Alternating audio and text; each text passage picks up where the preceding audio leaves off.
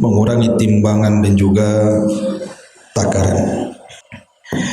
Di sini mu'allif rahimahullahu taala meletakkan beberapa dalil dari Al-Qur'an, salah satunya adalah surah Al-Mutaffifin ayat 1 sampai 6. A'udzubillahi minasyaitonir rajim. Bismillahirrahmanirrahim. Wailun lil mutaffifin alladzina idza iktalu 'alan nasi yastawfun wa idza kaluhum aw wazanuhum yukhsirun ala yadhunnu ulaika annahum mab'utsuna liyaumin 'adzim yauma yaqumun nasu li rabbil alamin. Allah Subhanahu wa taala berfirman, celakalah bagi orang-orang yang curang dalam menakar dan menimbang, yaitu orang-orang yang apabila menerima takaran dari orang lain mereka minta supaya dicukupi, tapi apabila mereka menakar atau menimbang untuk yang lainnya mereka malah menguranginya. Tidakkah mereka mengira bahwa sesungguhnya mereka akan dibangkitkan pada satu hari yang sangat besar, yaitu pada hari ketika semua orang dibangkitkan menghadap Tuhan semesta alam. Taib, di sini mu'allif rahimahullah taala memasukkan di antara dosa besar adalah mengurang-urang timbangan dan takaran. Kenapa kemudian dimasukkan kepada dosa besar, Bu? Padahal mengurang-urang takaran dan timbangan itu tidak banyak. Kalau ibu jual kain, kemudian ibu kurangi 1 senti, kan 1 senti tidak banyak. Ibu jual buah-buahan, anggap saja salak, dukuh, jeruk, ada orang beli 1 kilo, ibu kurangi setengah on. Setengah on ini tidak banyak, bahkan kalau dimakan pun tidak mengenyangkan. Tapi kenapa kemudian mengurang-urang takaran dan timbangan yang tidak banyak kita ambil dan kita makan ini dimasukkan kepada dosa besar? Pertama, karena Allah Subhanahu wa taala mengancam dalam ayat ini. Wailun, ini ancaman. Dan dosa besar itu adalah setiap dosa yang ada ancamannya, baik di dunia dengan hukum hudud seperti orang maling potong tangan, orang zina kalau dia sudah menikah dirajam, orang minum khamar dicambuk, atau di akhirat dengan ancaman-ancaman azab neraka, masuk neraka, dan begitu seterusnya. Lah dalam ayat ini Allah Subhanahu wa taala mengatakan wailun. Wail itu apa? Wail itu adalah al-adzabul alim, azab yang sangat pedih. Jadi mereka diancam dengan azab yang sangat pedih. Ada juga yang mengatakan wail adalah wadin fi qa'ri jahannam yasilu fihi sadidu ahli nar. Jadi wail itu sebuah lembah, letaknya di dasar jahanam, yang seluruh nanah dan darah penduduk neraka itu masuk ke lembah itu. Itu disebut wail namanya. Ada juga yang mengatakan bahwa wail adalah wadin fi jahannam, dia sebuah lembah di dalam neraka jahanam yang syadidul qa'ri, sangat dalam, syadidul zulmi, sangat gelap, wa syadidun natani, sangat busuk baunya. Itulah wail, artinya kecelakaan. Lah ketika sebuah dosa diancam dengan sebuah neraka, berarti dosa itu dosa besar, bukan dosa kecil. Ini yang pertama. Yang kedua, karena orang yang curang dalam takaran dan timbangan itu, Bu, yang namanya ibu pembeli, saya penjual. Saya sebagai penjual tuh, Bu, ibu kan saya tidak kenal ibu siapa. Namanya orang membeli itu kan banyak, Bu. Kadang kenal, kadang tidak. Apalagi orang jual buah-buahan di pinggir jalan. Kan macam-macam orang yang beli itu. Ya ada yang kenal, ada yang tidak. Seandainya yang tidak kita kenal kemudian membeli barang dagangan kita dan dia seorang fakir miskin, kemudian kita kurangi timbangannya, berarti kita mengambil hak fakir miskin. Kalau dia yang membeli itu anak yatim, berarti kita mengambil hak anak yatim. Ataupun kalau yang membeli itu okelah dia bukan orang miskin, bukan anak yatim, nampak orang kaya, pakai mobil bagus gitu ya, tetap saja kita mencuri hak dia. Inilah yang menjadikan kenapa mengurang-urang takaran dan timbangan itu sangat dicela dalam Islam. Makanya Allah ancam, wailun lil mutaffifin. Ma'asyiral muslimat yang dimuliakan Allah Subhanahu wa taala, sebelum saya menjelaskan apa yang ada dalam kitab ini, sedikit saya berikan keterangan yang lebih luas. Kita tahu bahwa at-tatfif itu artinya mengurang dalam segala sesuatu, baik banyak ataupun sedikit, itu namanya at-tatfif namanya, yang disebut dengan wailun lil mutaffifin. Kita tahu bahwa kalimat al-mutaffif, orang yang suka curang dalam menakar dan menimbang ini, itu bukan hanya sekedar bab muamalah saja, jual beli saja, tidak, tetapi mencakup segala hal. Dan ini menunjukkan bahwa agama Islam itu adalah agama yang syumul, agama yang menyeluruh. Dia adalah manhaj kehidupan, tidak terbatas hanya sekedar ngaji, solat, zikir, baca Quran, ke masjid, tidak.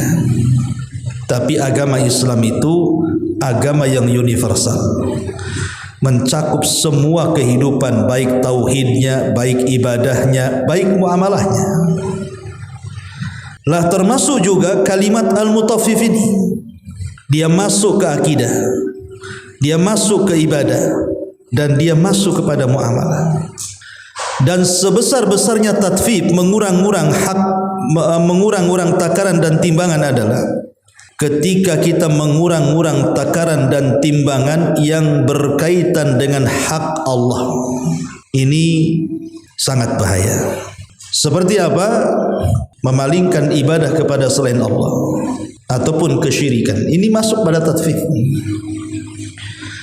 Karena kita mengurang-urang, bahkan menghilangkan ibadah kepada Allah.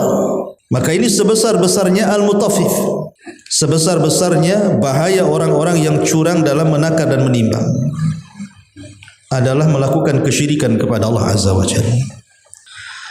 Termasuk juga dalam hal-hal ubudiyah, ibadah kita kepada Allah Azza wa Jalla. Terkadang kita ini suka mengurang-urang. Kalau berkaitan dengan hak kita pribadi, semangatnya kita. Kalau sudah giliran hak Allah Subhanahu wa taala, malas-malasnya kita. Contoh, ibu kalau mau beli baju, kalau ibu ada duit, pasti yang branded kan, yang bagus, yang bermerek gitu ya, yang kainnya halus, yang kalau dipakai enak. Kemudian juga kalau bisa coraknya dipilih, gayanya dipilih, bahkan model terbaru juga dikejar. Berapapun harganya kadang-kadang dibeli. Itu kalau untuk dipakai sendiri. Coba sekarang ada tetangga kita butuh pakaian, tidak punya pakaian. Kadang ada orang bakhil, bu, dia carikan pakaian bekas ibu kan, pakaian-pakaian bekas. Kadang-kadang pakaian bekas itu sudah 10 tahun pula yang silam, baunya pun tak jelas. Kadang-kadang itu pula yang dikasih, yang kadang-kadang kita sendiri sudah tidak mau tuh. Makanya Allah mengatakan wala tayammamul khabitha minhu tunfikun wala tayammamu, dan kalian menginfakkan sesuatu yang remeh, yang tidak ada harganya. walastum biakhidhihi minhu, dan engkau tidak suka juga dengan barang itu. Nah, ini kan masalah nih. Kalau untuk diri sendiri bagus-bagus, cakep-cakep gitu ya, ketika disedekahkan ke orang pula yang buruk-buruk. Ini namanya tatfif.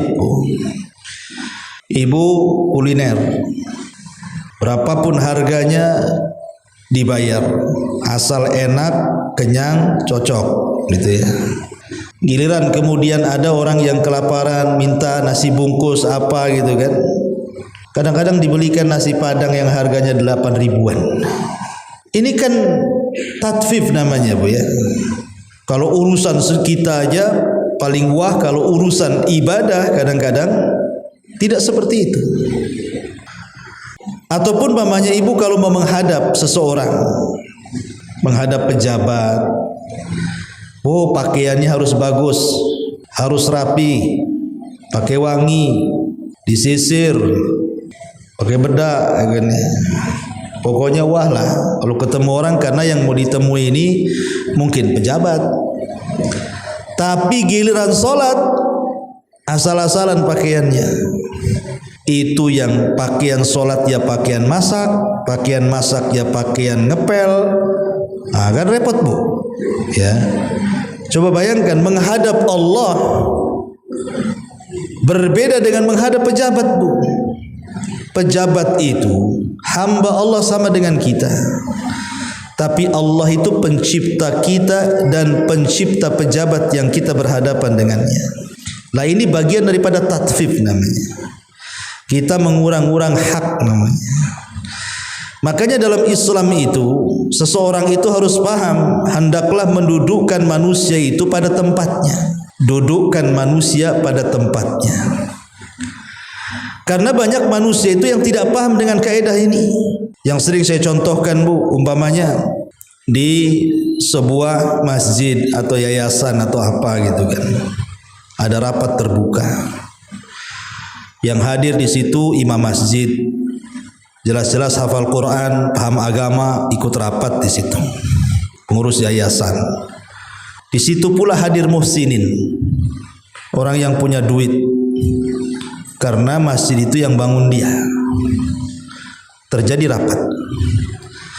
Itu kadang-kadang pendapat Pak Imam yang sudah jelas-jelas dia kadang-kadang membawakan dalil dari Quran dan Sunnah, dia paham agama, dia tahu maslahat dan madarat berdasarkan kacamata Quran dan Sunnah.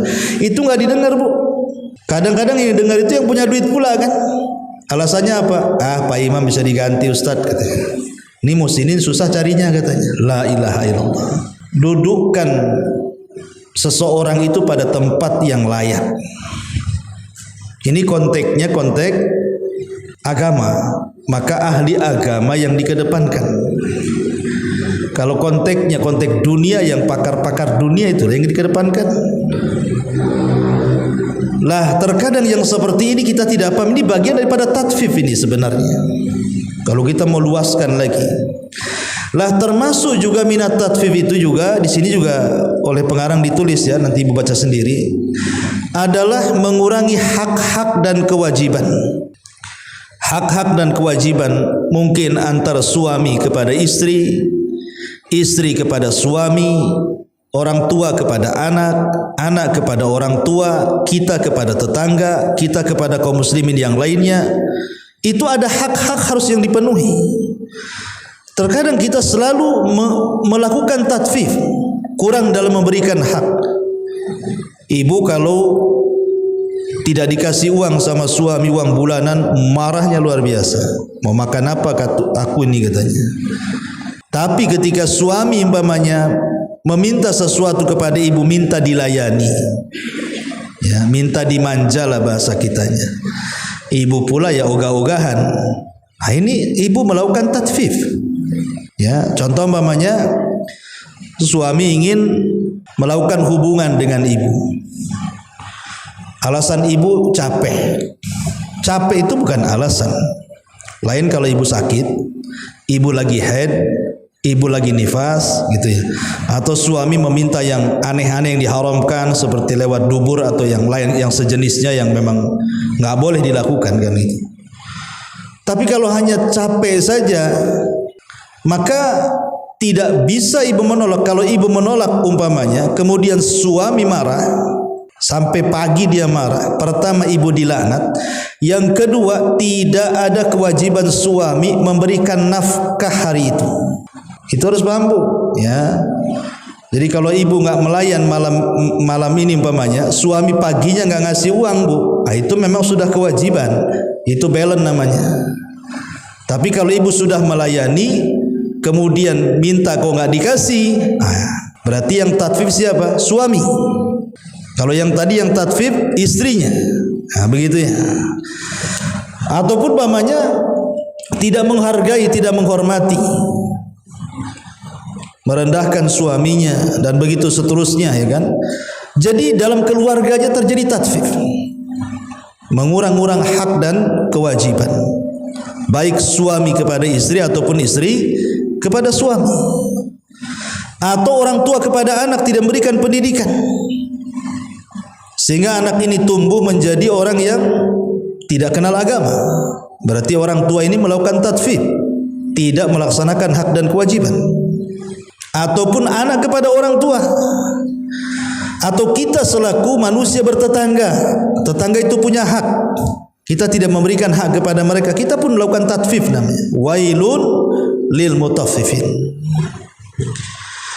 Masyarul muslimat yang dimuliakan Allah Azza wa Jalla, kalau dibentangkan tentu ini pembahasannya panjang, ya. Seperti umpamanya orang dalam muamalah, orang bekerja, ketika dia masuk kerja, anggaplah PT atau apa gitu kan, pokoknya kerjalah, sudah ada ditentukan jamnya, masuk jam 7 atau jam 8, pulang jam 5 umpamanya kan. Kemudian dia masuk pula jam setengah 9, lewat setengah jam. Itu tatfif. Kenapa? Karena kalau dia minta bayaran, dia minta sempurna pula bayarannya. Tapi kalau seandainya diingatkan, kamu kan beberapa hari yang lalu setengah jam kamu tak masuk, tak bisa, harus dibayar full. Ini ada orang-orang yang tatfif seperti ini. Ataupun mungkin bosnya kepada anak buahnya, waktunya gajian tak digaji, padahal gajian itu kan diberikan sebelum keringatnya kering kan gitu ya. Lah ini juga masuk pada kategori wailun lil mutaffifin. Celaka bagi orang-orang yang curang dalam menakar dan menimbang. Masyarul muslimat yang dimuliakan Allah Azza wa Jalla, baik kita masuk pada kitab beliau rahimahullahu ta'ala Al-Kabair ini. Surah Al-Mutaffifin ini, Bu, ayat 1 sampai 6 ini ada asbab nuzulnya. Jadi ketika Nabi SAW hijrah dari Mekah ke Madinah, kita tahu bahwa perekonomian kota Madinah itu hampir secara keseluruhan itu dikuasai oleh bangsa Yahudi. Karena di Madinah itu ada 3 bangsa Yahudi yang ma'ruf terkenal. Pertama Yahudi Bani Qunaiqa, yang kedua Yahudi Bani Nadir, dan yang ketiga Yahudi Bani Quraidah. Dan yang paling besar Yahudi Bani Qunaiqa, itulah yang menguasai pasar kota Madinah. Yahudi Bani Qunaiqa. Lah di pasar Yahudi Bani Qunaiqa ini banyak kecurangan. Banyak sekali kecurangan, dan ma'ruf orang-orang Yahudi dari zaman ke zaman memang biasa mereka makan riba, mengambil hak orang lain dengan cara batil, mengurang-urang takaran dan timbangan, dan begitu seterusnya. Terkenal kecurangannya orang-orang Yahudi itu sampai hari ini, ya. Jadi Nabi SAW melihat kondisi seperti itu, sedih hati. Kenapa perekonomian serusak ini? Karena ingat Nabi SAW kenapa bisa melihat? Karena Rasul itu pedagang, Bu. Orang-orang Mekah itu para pedagang, mengalir darah perdagangan di darah Rasul. Ya, Rasul tahu, apalagi dia dibimbing wahyu. Makanya akhirnya kemudian turun surah ini. Wailul lil mutaffifin alladzina idza iktalu 'alan nasi yastawfun wa idza kaluhum aw wazanuhum yukhsirun. Ala yadhunnu ulaika annahum mab'utsun liyaumin 'adzim yauma yaqumun nasu lirabbil alamin. Turun ayat ini menegur orang-orang Yahudi yang berniaga. Celaka bagi orang-orang yang curang dalam menakar dan menimbang. Walaupun turunnya kepada orang Yahudi, Bu, yang namanya Quran itu umumnya Kaedahnya adalah baku. Al-ibratu bi umumil lafzi la bi khususis sabab. Pelajaran Quran itu bukan karena sebab turunnya. Ya, sebab turunnya kepada orang Yahudi, tapi lafaz ini umum, mencakup kita semuanya. Jadi ayat ini juga mengkhitab kita juga, walaupun khusus sebabnya. Jadi Allah mengatakan celaka bagi orang-orang yang curang. Curang dalam apa? Curang dalam menakar dan menimbang. Alladzina idza qtalu 'alan nasi yastawfun. Orang-orang yang apabila menerima takaran, artinya posisinya sebagai pembeli. Ya, ibu sebagai pembeli ini dari orang lain, mereka minta dicukupkan. Kenapa minta dilebihkan, minta dicukupkan? Karena itu kepentingan kita, Bu. Jadi kalau kita jadi pembeli, kalau bisa yang banyak takarannya, kalau bisa dilebihkan kiloannya. Ya, ibu beli mangga 1 kilo, itu pedagang udah pas 1 kilo, Bu. Tangan ibu pula yang tak pas, diambilnya lagi, dimasukkan lagi ke dalam timbangan. Tak tahu kalau ibu di sini, ya kan? Mungkin ibu di sana ya. Ya, tapi kadang-kadang begitu. Yang lucunya nih kadang-kadang ya, ibu beli duku, ibu ini belum nawar berapa harganya, udah main comot aja duku tuh, diambil dimakan. Kalau pas, bungkus bang 1 kilo katanya kan. Kalau tak pas, sudah tidak beli, dimakinya pula. Apa duku ini, kan kurang ajar, Bu. Sudah ngambil duku 1 butir, maki pula dia. Ini gimana perangai orang kayak gini nih? Nggak boleh, itu tatfif namanya. Ibu tinggal beli saja, beli duku 1 kilo bang, kan gitu ya. Manis nggak? Manis, nah, kan itu. Ya sudah, percaya saja, percaya saja. Kalaupun mau diikat dengan perjanjian, maka ketika ditimbang itu, ibu ngomong, nanti saya bayar bang, saya akan coba ya. Kalau kecut saya balikan. Gitu Bu ya. Kalau sudah deal-dealan begitu ya enggak masalah kan itu. Ini enggak, kadang-kadang belum ada perjanjian, belum ada deal-dealan, main copu, main ambil. Kadang-kadang sudah ditimbang 1 kilo, masih juga ngambil lagi tuh, dicicipi dia. Celakanya yang dicicipi lebih banyak pula yang ditimbang tuh. Jadi ini tatfif yang seperti ini. Kenapa kalau jadi pembeli kok pengen dilebihkan? Ya karena kepentingan dia masalahnya. Makanya Allah mengatakan alladzina idza qtalu 'alan nasi yastawfun. Kalau sebagai pembeli maunya ditambah-tambah yang banyak, jangan sedikit gitu ya. Tetapi kalau ibu jadi pembeli, penjual, wa idza kaluhum aw wazanuhum yufsirun. Kalau posisinya jadi penjual, maunya dikurang-kurang. Ya, jadi yang pertama kepentingan pembeli, yang kedua kepentingan penjual. Kalau dia posisinya pembeli pengen ditambah, kalau posisinya penjual pengen dikurang takaran, dikurang timbangan, dikurang meteran, akhirnya curang dalam dagang. Begitulah ya.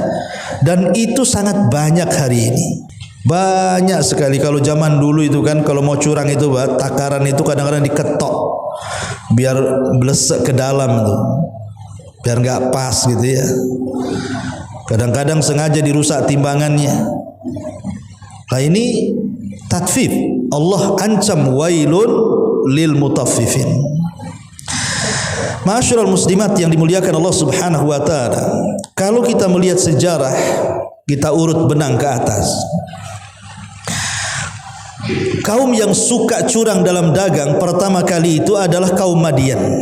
Jadi yang pertama kali melakukan kecurangan itu adalah kaum Madian. Siapa kaum Madian ini? Mereka adalah kaum yang diutus kepada mereka Nabi Arab. Nabi Arab itu berapa Bu? Ada 4. Pertama Nabi Hud diutus kepada kaum Ad. Yang kedua Nabi Saleh diutus kepada kaum Samud. Yang ketiga Nabi Syuaib. Inilah pembahasannya. Nabi Syuaib diutus kepada Madian. Kemudian Nabi kita Muhammad SAW diutus kepada seluruh manusia. Lah, pertama kali kecurangan dagang yang suka nipu, suka ngurang-ngurang takaran timbangan itu ya kaumnya Nabi Syuaib itu, kaum Madian itu. Makanya Allah Subhanahu wa taala menyebutkan di beberapa tempat, hampir 7 tempat dalam Quran, salah satunya adalah surah Al-A'raf ayat 85. Allah Subhanahu wa taala mengatakan, wa ila madyana akhahum syu'aibah qala ya qaumi ibudullaha ma lakum min ilahin ghair qad ja'atkum bayyinatun mir rabbikum fa awful kaila wal mizan wa la tabkhasun nasa asya'ahum wa la tufsidu fil ardi ba'da islahiha dzalikum khairul lakum in kuntum mu'minin. Dan kepada kaum Madian kata Allah, kami utus saudara mereka sendiri namanya Syuaib alaihi salam. Dia berdakwah kepada kaumnya, wahai kaumku, sembahlah Allah. Tidak ada sesembahan yang berhak disembah kecuali Dia. Sungguh telah datang kepada kalian bukti yang nyata dari Tuhan kalian. Kemudian Syuaib mulai memperingatkan soal kecurangan dalam dagang ekonomi. Kata Syuaib, sempurnakanlah takaran dan timbangan kalian. Karena kaum Madian itu curang, suka mengurang-urang takaran dan timbangan tuh, suka nipu, suka zalim. Makanya Nabi Syuaib mengatakan, fa'auful kaila wal mizan. Hei kaum Madian, sempurnakan takaran kalian dan timbangan kalian. Wala tabkhasun nasa asya'ahum. Dan janganlah kalian merugikan orang lain sedikit pun. Karena bahaya mengurang-urang timbangan itu merugikan orang. Ya, selain daripada gosop, dia nyuri juga gitu ya. Kemudian Allah mengatakan, janganlah kamu berbuat kerusakan di bumi. Lihat, ketika orang tidak menyempurnakan takaran, ketika orang tidak menyempurnakan timbangan, maka Allah memasukkan orang itu sebagai perusak di bumi. Makanya Allah mengatakan, janganlah kamu berbuat kerusakan di bumi setelah diciptakan bumi ini dengan baik. Itulah yang lebih baik bagimu jika kamu orang yang beriman. Tapi apa jawaban kaumnya? Apakah mereka menerima seruan Nabi Syuaib? Padahal kaum Madian, Bu, kalau lihat sejarah secara ekonomi itu mereka oke. Mereka mampu. Ya, mereka kaya. Tetapi mereka masih curang tuh loh.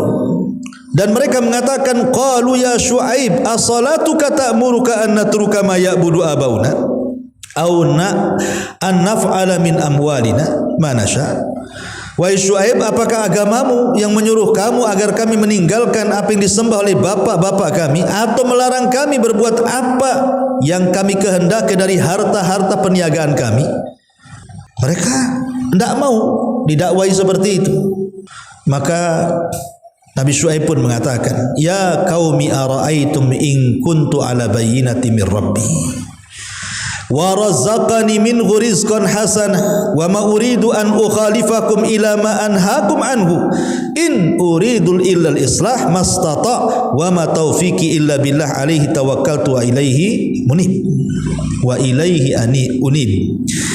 Dan aku tidak berkehendak menyalahi kalian dengan mengerjakan apa yang aku larang. Aku tidak bermaksud kecuali mendatangkan perbaikan supaya ekonomi kalian baik. Jangan curang, gitu maksudnya.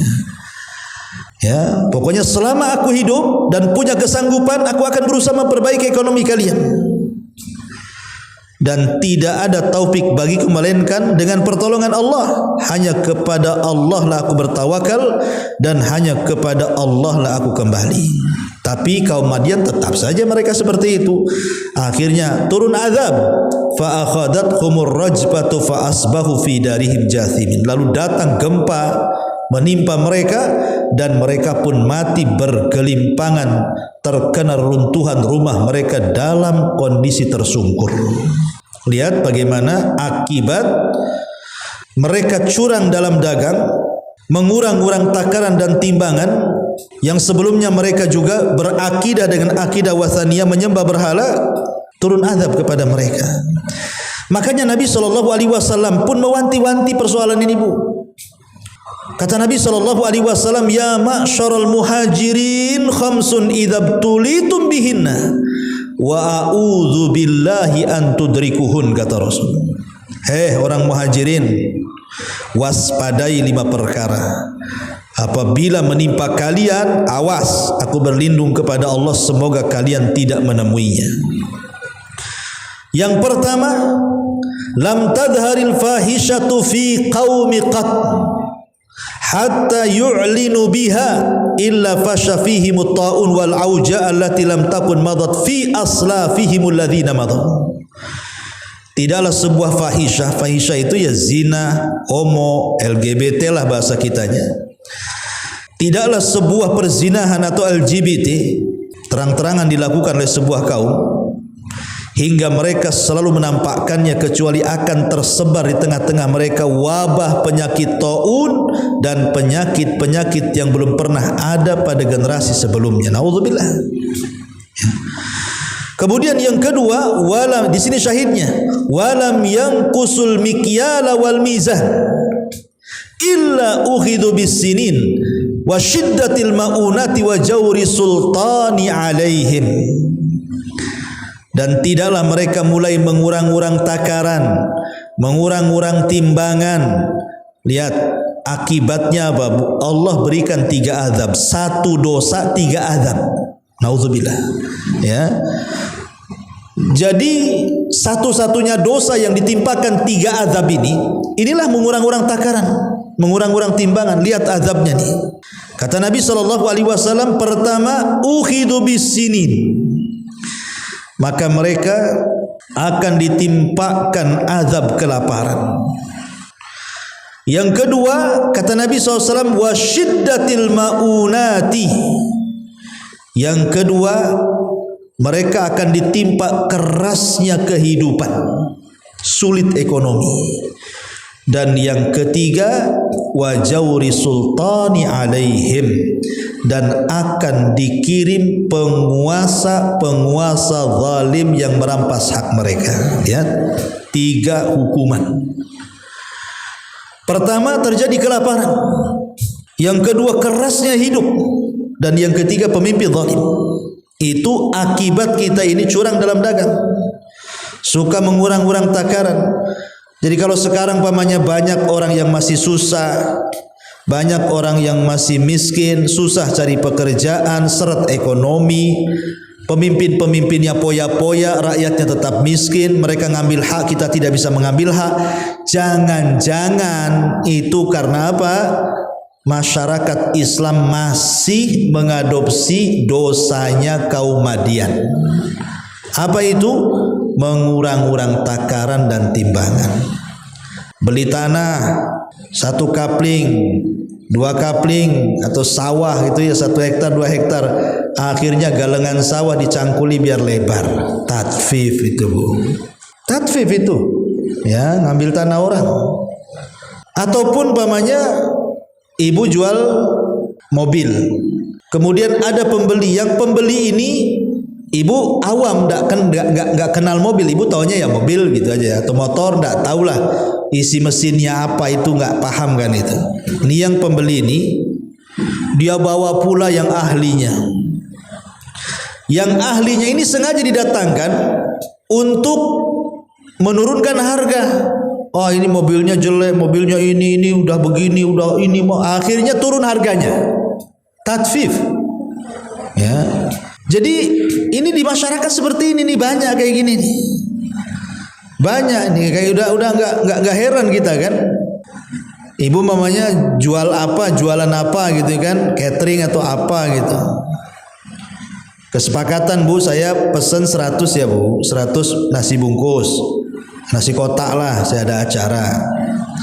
Nanti kalau bisa 1 ayam itu dipotong berapa, Bu? Oh, kata ibu, bisa nih Pak, ini bisa 1 ayam bisa dipotong jadi 8 atau 10 potong lah katanya. Oke, 10 potong ya. Ya. Sama ibu dibuat 20 potong pula. Kecil-kecil jadinya kan, Bu. Biar banyak kotaknya, banyak untungnya. Itu tatfif, ya kan? Masuk wailul lil mutaffifin. Jadi atau mungkin bahan-bahannya dilainkan, nggak standar kan gitu. Kayak dulu ada kasus bakpao isinya kardus. Nah, dengar, Bu, kan itu. Bakpao isinya itu rupanya daging sama kardus. Subhanallah, tatfif. Ya. Jadi banyak sekarang ekonomi ini rusak nih. Lah ketika ekonomi ini rusak, inilah wajar akhirnya ekonomi negeri kita seret. Pokoknya keras sekali kehidupan, sana sini susah cari makan dan begitu seterusnya kan. Belum lagi pemimpin-pemimpin mereka mikir mereka aja, nggak mikir rakyat. Boleh jadi salah satu yang mengakibatkan itu adalah karena perekonomian yang kita jalankan di masyarakat itu tidak sesuai dengan syariat, masih suka ngurang-ngurang takaran dan timbangan dan curang dalam dagang. Naudzubillah. Ya. Ma'asyiral muslimat yang dimuliakan Allah Subhanahu wa taala. Kita tahu bahwa mengurang-urang takaran dan timbangan ini banyak madaratnya. Apa saja sih madaratnya itu? Apa? Kenapa sangat dilarang itu?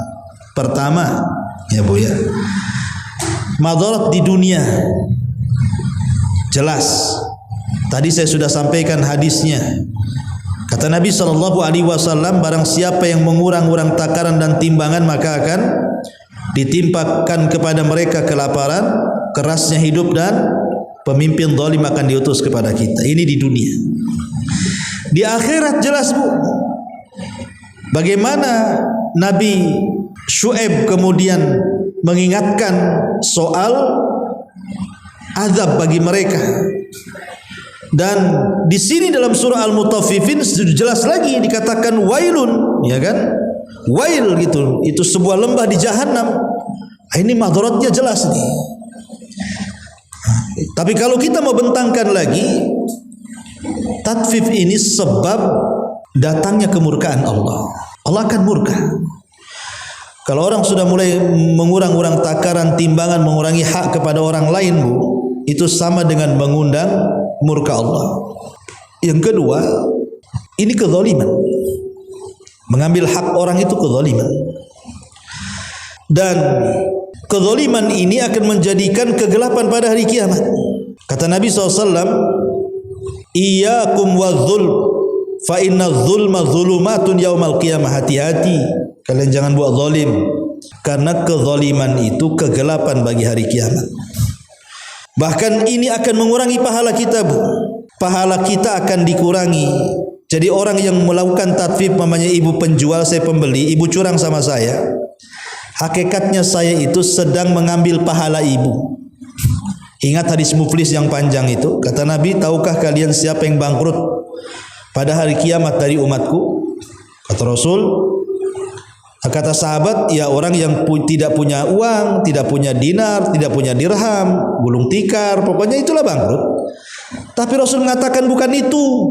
Bangkrut itu orang yang datang menghadap Allah bawa pahala puasa, pahala zakat, pahala ini, pahala itu, macam-macam lah dia bawa tuh. Tapi di sisi lain dia pernah menyakiti orang, menghina orang, mencaci maki orang, dan mengambil harta orang dengan cara tasfif atau yang lainnya. Coba bayangkan, Bu, kalau yang sedikit saja demikian hukumannya, macam mana orang yang mencuri, terang-terangan mencuri?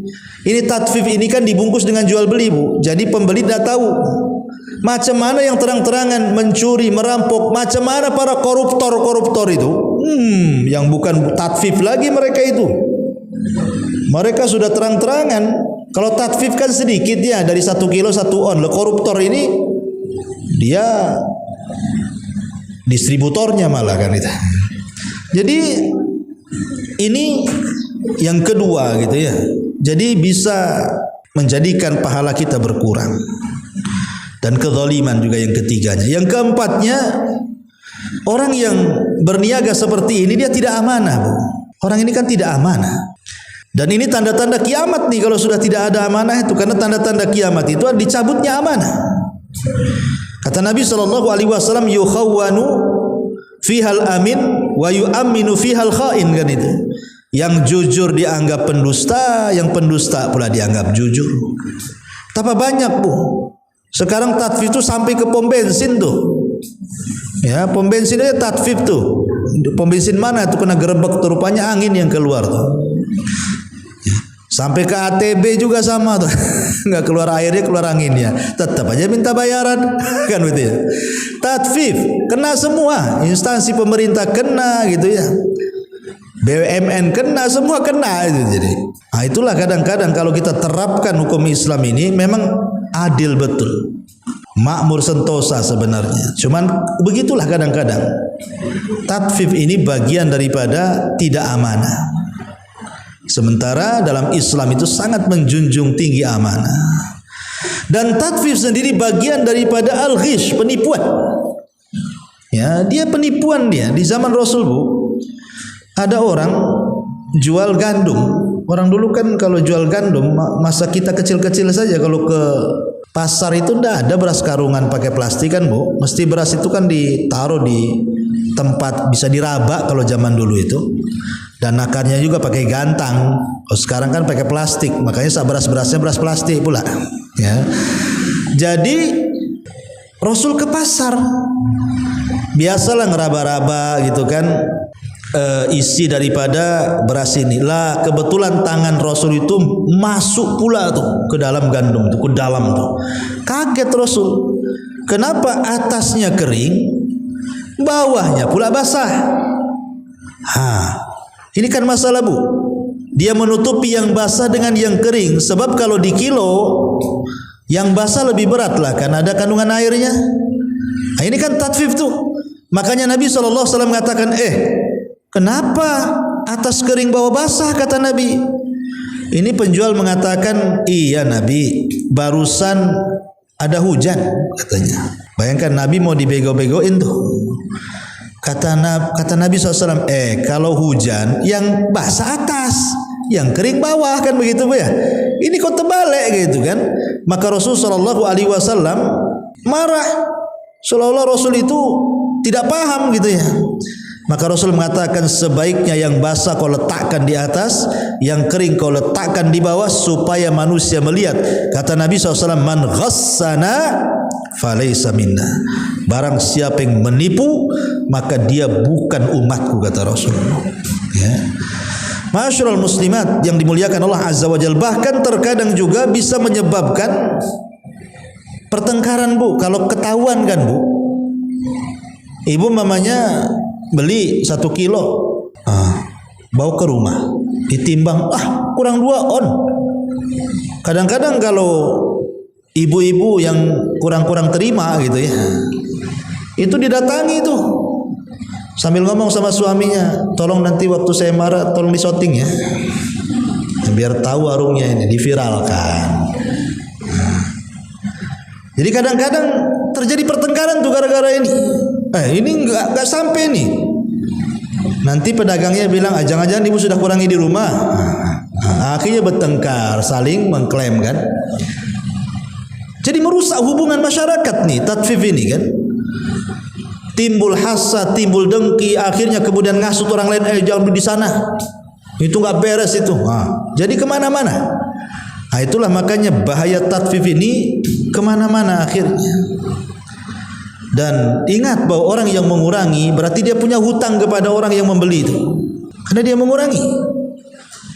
Kalau dulu para ulama, Bu, ingat ceritanya, pernah saya ceritakan gak ya? Ibrahim ibn Adham, ya, seorang ulama salaf namanya Ibrahim ibn Adham rahimahullah ta'ala, seorang ulama zuhud.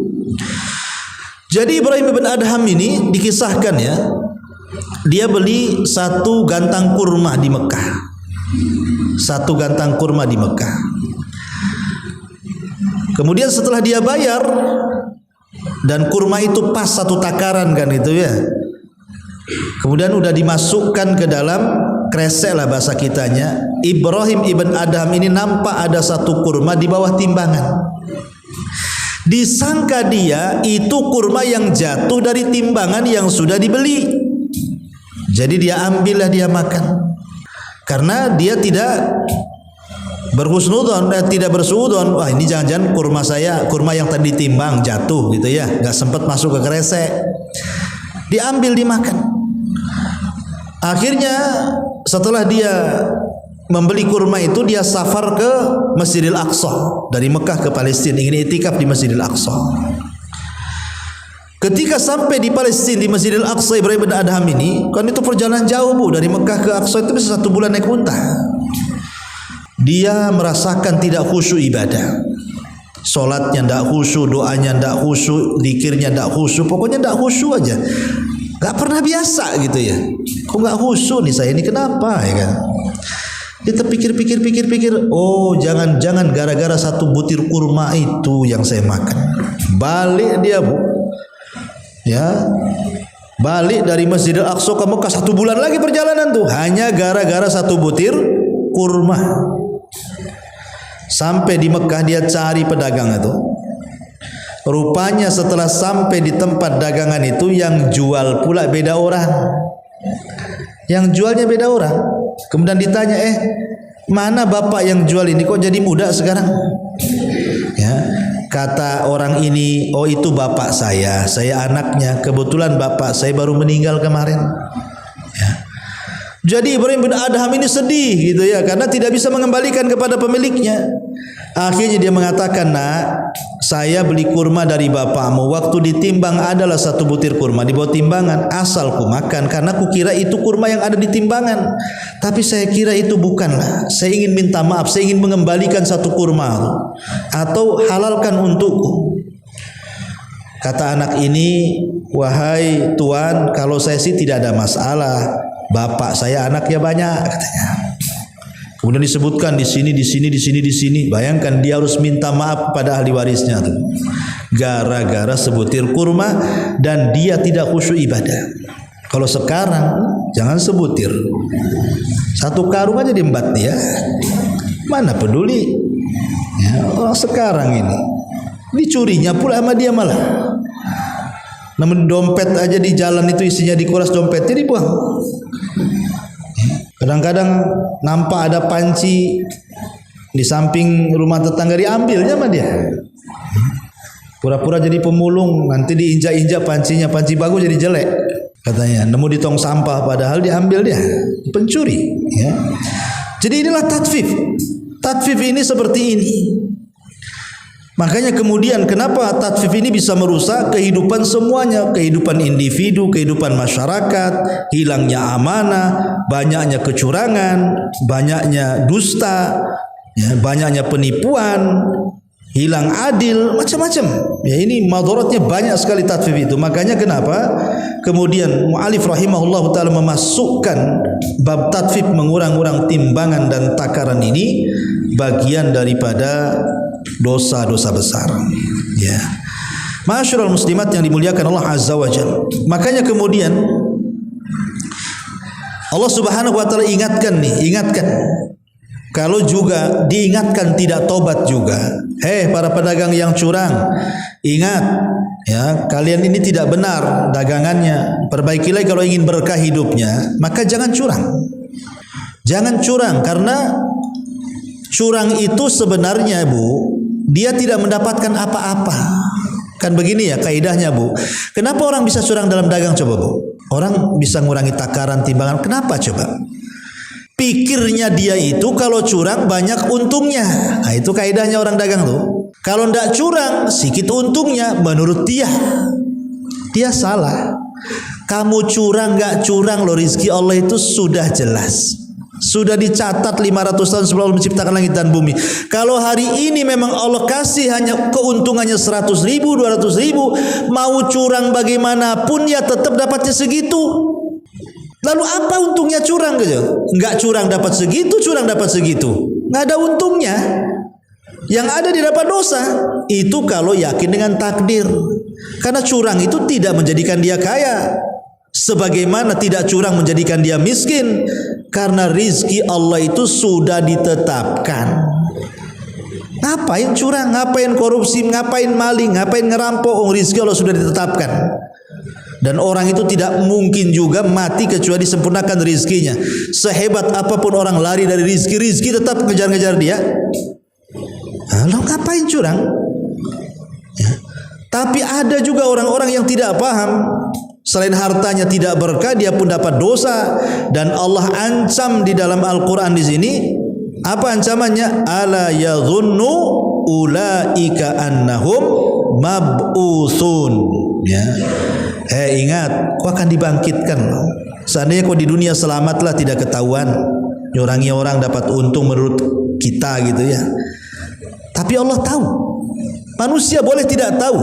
Dari sekian ribu yang beli dagangan ibu melakukan kecurangan, orang tidak tahu. Ya, manusia tidak tahu, Allah tahu. bahwa ibu sedang curang.